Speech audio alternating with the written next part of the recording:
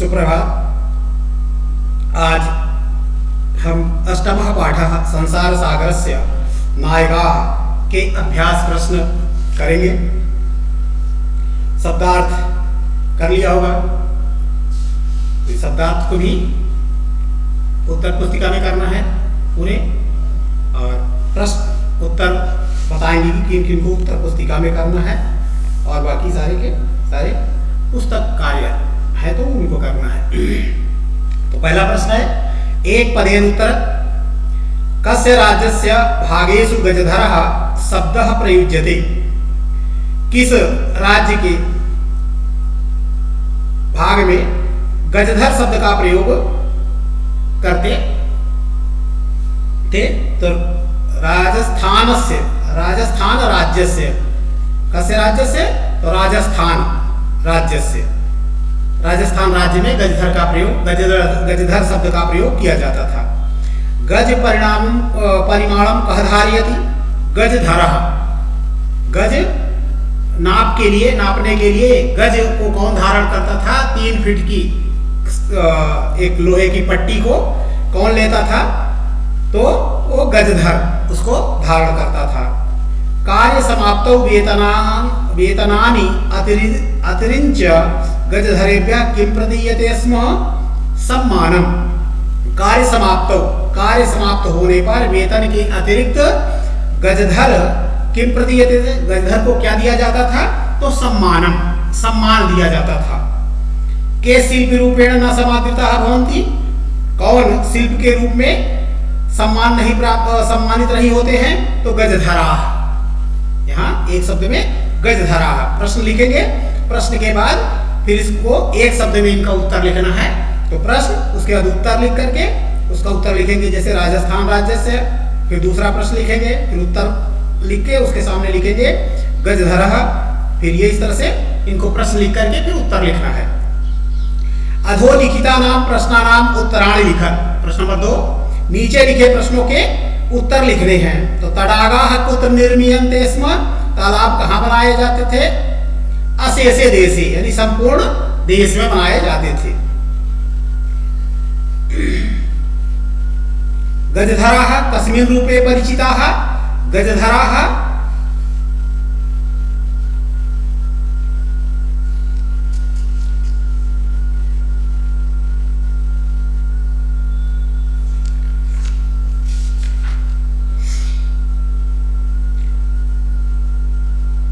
यह है इसका उत्तर।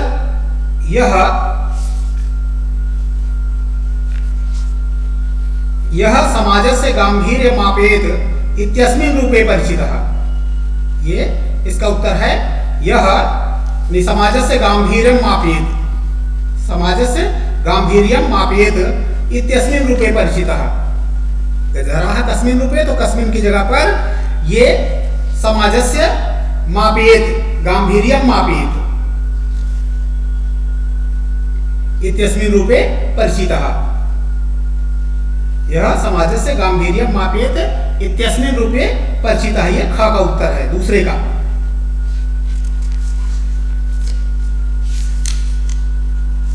अब इसमें दूसरे का ग, गजधराः किं कुर्वन्ति स्म? गजधराः तडागानां निर्माणं कुर्वन्ति स्म। यहाँ किम की जगह पर तडागानां प्रश्न लिखोगे, फिर उसके बाद यह किम की जगह पर इसको लिख करके उत्तर में गजधराः तडागानां निर्माणं कुर्वन्ति स्म। प्रश्न पहले लिखोगे, उसके बाद उत्तर लिख करके उत्तर के सामने इसे किम की जगह पर ये लिख दोगे और बाकी पूरा लिखोगे और प्रश्नवाचक हटाओगे। ऐसा करना है। के सम्माननीयाः, तो के की जगह पर लिखोगे गजधराः, गजधराः सम्माननीयाः, और ये प्रश्नवाचक हटा दिए जाएंगे। प्रश्न पहले लिखेंगे, फिर उत्तर में गजधराः सम्माननीयाः, फिर पूर्ण विराम। प्रश्न नंबर 3, रेखांकित पदानि आधृत्य प्रश्न निर्माणं कुरुत। रेखांकित पदों को आधार बना करके प्रश्नों का निर्माण करो। तो सुरक्षा प्रबंधस्य, तो इसके स्थान पर कस्य लिखेंगे। इसको पहले पूरा लिखेंगे, फिर उसके बाद फिर कस्य दायित्वं गजधराः निभारयन्ति स्म, और आगे प्रश्नवाचक लगा देंगे। तेषाम स्वामिनः असमर्थाः सन्ति, तो तेषाम की जगह पर लिखेंगे केषाम, तो पहले इसको लिखेंगे, फिर उसके बाद फिर प्रश्नवाचक बनाने के लिए उत्तर में लिखेंगे तो केषाम स्वामिनः असमर्थाः सन्ति, तो ये हो जाएगा और आगे प्रश्नवाचक लगा देंगे। कार्य समाप्तौ वेतनानि अतिरिञ्च सम्मानम अपि प्राप्नुवन्ति, तो वेतनानि की जगह पर लिखोगे कानि। गजधरः सुंदरः शब्दः अस्ति, तो यहां पर हो जाएगा कः, कः सुंदरः शब्दः। आगे तडागा, तडागाः संसार सागरः कथ्यति, तो तडागाः यहाँ इसके लिए बहुवचन है तो इसलिए हो जाएगा के संसार सागरः कथ्यन्ति। प्रश्न नंबर 4, अधोलिखितेषु यथापेक्षितं संधि विच्छेदं कुरुत्।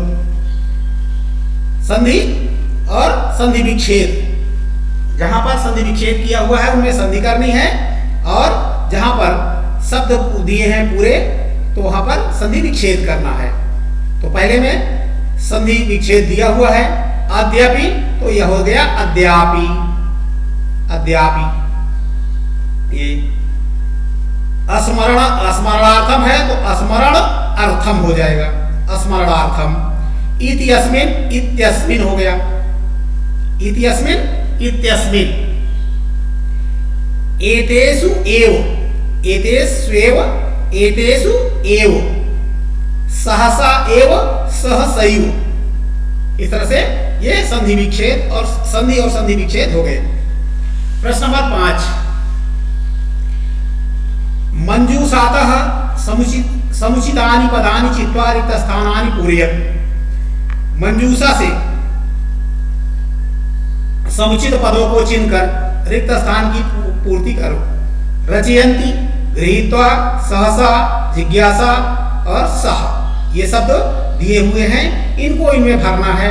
तो यहाँ नंबर दिए हुए जैसे छात्राः पुस्तकानि, छात्राः पुस्तकानि गृहीत्वा, गृहीत्वा लेकर, कत्वा प्रत्यय जुड़ा हुआ है तो नहीं, पुस्तकें लेकर विद्यालय जाते हैं हो जाएगा। तो पहले में गृहीत्वा, यहाँ नंबर पहला डरा हुआ है।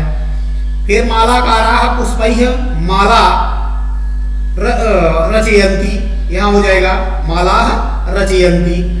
मम मनसि एका जिज्ञासा वर्तते। रमेशः मित्रैः सह, मित्रों के साथ विद्यालय जाता है। फिर आगे है बालिका तत्र अहसत, तो यहां हो जाएगा सहसा बालिका तत्र अहसत, तो यहां पर हो गया सहसा। इस तरह से ये हो गया। अब आगे है पद निर्माणम कुरु, पद निर्माण करना है। यहाँ पर धातु दी हुई है, प्रत्यय दिए हुए हैं, धातु और प्रत्यय को जोड़ करके कि किस प्रकार का पद बनेगा वह लिखना है। तो क्रीधन तुमुन है, कर्तुम हुआ। ह्रीधन तुमुन है, हरतुम हुआ। त्रिधन तुमुन है, तरतुम हुआ। नम धन कत्वा, अभी कत्वा प्रत्यय बताया था कि गृहीत्वा जैसे है, तो इस तरह से नम धातु है और यहाँ कत्वा प्रत्यय है तो नत्वा बन गया। गम है, कत्वा, अब ये नमत्वा नहीं होगा, नत्वा ही होगा। ये आगे कैसे होता है ये फिर बाद में बताएंगे। गम धन कत्वा गत्वा। तेज धन कत्वा त्यक्त्वा। भुज धन कत्वा भुक्त्वा। इस तरह से ये शब्द बनेंगे। आगे है यथा उप, यहां पर उपसर्ग, धातु और प्रत्यय तीनों दिए हुए हैं, तो उपसर्ग, उपसर्ग जोड़ करके कत्वा और ल्यप दो प्रत्यय होते हैं। जिन धातुओं के पहले उपसर्ग जुड़ा होता है उनमें ल्यप प्रत्यय जुड़ता है, और जिन धातुओं में दोनों कर के अर्थ में ही होते हैं, लेकिन जिनमें उपसर्ग आगे जुड़ा होता है उनमें ल्यप प्रत्यय होता है, और जिनमें उपसर्ग आगे नहीं होता धातुओं के, वो उनमें कत्वा प्रत्यय होता है। तो उप, गम, धन, ल्यप, तो उपगम्य हो गया। उपगम्य, ल्यप का य शेष बचता है, ये दोनों हट जाते हैं, केवल य शेष बचता है, तो उपगम्य। उप हो गया, ग हुआ, आधा म है, और इस लेप का य शेष बचता है, तो इसलिए यहां पर हो गया उपगम्य। सम धन, सम पूज धन लेप, तो सम पूज्य, यहाँ जा आधा है और इसका या हो जाएगा तो समपूज्य हो गया। आ धनी ल्यप तो आ नी पूरा हो गया और आगे या बचा तो आनी हो गया। प्र द और लप तो ये हो गया प्रदाय। इस प्रकार से ये शब्द ये पद बन गए। अगला है प्रश्न नंबर 7। कोष्टकेषु दत्तेषु शब्देषु समुचितां विभक्तिं योजयित्वा रिक्तस्थानानि पूरयेत्। विद्यालयं परितः वृक्षाः सन्ति। यहाँ पर उदाहरण दिया हुआ है, यथा विद्यालयं परितः वृक्षाः सन्ति। जैसे विद्यालय के यहाँ पर है, जैसे उदाहरण है तो विद्यालयं परितः विद्यालय के चारों ओर वृक्ष हैं। सम्या निस्सह प्रतियोगे द्वितीया स्यात्। अभी तक आगे तुम्हारे दिया हुआ है तो ये बताएंगे इसको। अभी यहाँ पर सर्वतः अभितः परितः धिक आदि पदों के योग में द्वितीया विभक्ति होती है।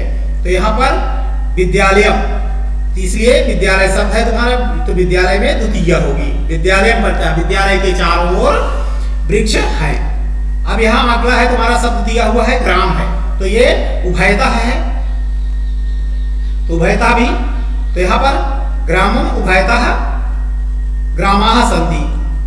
ग्राम के दोनों ओर तो यहाँ पर गांव, यहाँ पर उभयता, यहाँ पर ग्रामम होगा। नगरम, यहाँ नगर शब्द दिया है तो यहाँ पर है नगरम सर्वतः। सर्वतः तुम्हारा दिया है कि इसमें सर्वतः अभितः परितः इनके योग में द्वितीया होती है। तो यहाँ पर सर्वतः है, यहाँ सर्वतः होने के कारण यहाँ पर नगरम हो जाएगा और नहीं तो होता नगरस्य। नगर के चारों सब ओर अट्टालिका हैं। इसका हिंदी अर्थ तो इस तरह बनेगा कि नगर के सभी ओर अट्टालिका हैं। तो इसलिए यहाँ पर अगर उसको के चिन्ह के अनुसार देखें, कारक चिन्ह के है तो के अनुसार यहाँ होना चाहिए नगरस्य। लेकिन यहाँ उपपद विभक्ति है, विशेष परिस्थिति में यहाँ पर उपपद विभक्ति लगाई जाती है तो उसके होने के कारण यहाँ पर होगा नगरम। अब आगे है धिक, तो का धिक कापुरुषम। धिक भी आया, धिक आदि पदों में द्वितीय विभक्ति होती है तो यहाँ पर कापुरुषम, धिक कापुरुषम, काय पुरुषों को धिक्कार है। अब आगे है फिर उदाहरण दिया है सहसाकम समम सार्धम योगे तृतीया स्यात्। यहाँ पर ये तुम्हारे दिया हुआ है सहसाकम सार्धम समम के योग में तृतीया विभक्ति होती है, यानी साथ के अर्थ में तृतीया विभक्ति होती है। तो यहाँ पर है मृगा, उदाहरण दिया हुआ है मृगा मृगैः मृगाः मृगैः सह धावन्ति। हिरण हिरणों के साथ दौड़ते हैं। अब यहाँ बालकाः बालिका भी सह पठन्ति। बालिका शब्द दिया है तो यहाँ पर तृतीया जुड़ जाएगा तो बालका भी होगा, तो बालका भी सह। पुत्र, यहाँ पितृ शब्द है तो पित्रा सह, तो यहाँ पर पित्रा हो जाएगा। ये शब्द रूप देखना पड़ेगा कौन सा, इस तरह से इसके। शिशु मात्रा सह क्रीडति, तो ये तृतीया यहाँ हो जाएगी। तो इस तरह से ये वाक्य पूरे हो गए। अब आगे है इसमें हमारे सहसाकम समम सार्धम के साथ तृतीया विभक्ति होती है। उदाहरण है जनकेन सह पुत्रः गतः, पिता के साथ पुत्र भी गया। दुर्जनेन समम सख्यम। फिर आगे है चतुर्थी विभक्ति। चतुर्थी विभक्ति का प्रयोग कहाँ होता है? नमः स्वस्ति स्वाहा स्वधा के योग में चतुर्थी विभक्ति होती है। तो नमः स्वस्ति स्वाहा, यदि जो आहुति देते हैं, स्वाहा और स्वधा जो पितरों को आहुति देते हैं तो वह स्वधा के नाम से दी जाती है, और जो सामान्य यज्ञ आदि जो हवन करते हैं उसमें स्वाहा बोला जाता है। तो उदाहरण है देशभक्ताय नमः, देशभक्तों को के लिए नमस्कार है। नमः एतेभ्यः शिल्पीभ्यः, तुम्हारे अंतिम में आया है ये कि नमः ऐसे शिल्पियों को नमस्कार है। जनेभ्यः स्वस्ति, लोगों का कल्याण हो। इस तरह से यहाँ पर ये दिया है। आगे उपपद विभक्ति पूरी पढ़ाई जाएगी कि हाँ नहीं कैसी होती है। यहाँ पर भी आगे है अलम शब्द के दो अर्थ हैं, पर्याप्त एवं मत, वारण के अर्थ में, रोकने के अर्थ में। तो पर्याप्त के अर्थ में चतुर्थी विभक्ति होती है। जैसे देशद्रोहिणे अलम देशरक्षकाः, मना करने करने के अर्थ में तृतीया विभक्ति होती है, जैसे अलम विवादेन, विवाद मत करो। बिना के योग में द्वितीया, तृतीया एवं पंचमी विभक्ति होती है, जैसे परिश्रमम, परिश्रमम, परिश्रमेण, परिश्रमात्, यानी द्वितीया में परिश्रमम, तृतीया में परिश्रमेण और पंचमी में परिश्रमात्। बिना न गति ही, के बिना गति नहीं है, होती है।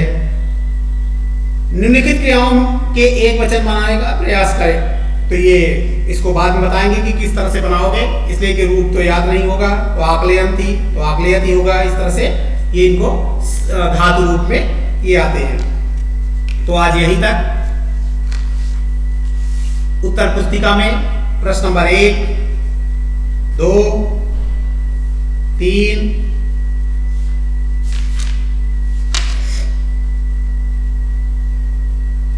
और 4 ये उत्तर पुस्तिका में करने हैं। प्रश्न नंबर 1, 2, 3, 4 ये उत्तर पुस्तिका में करने हैं। बाकी पुस्तक कार्य जो है उनको भी करना है। तो इस तरह से शब्दार्थ प्रश्न नंबर 1, 2, 3, 4 ये उत्तर पुस्तिका में करने हैं। आज यही तक।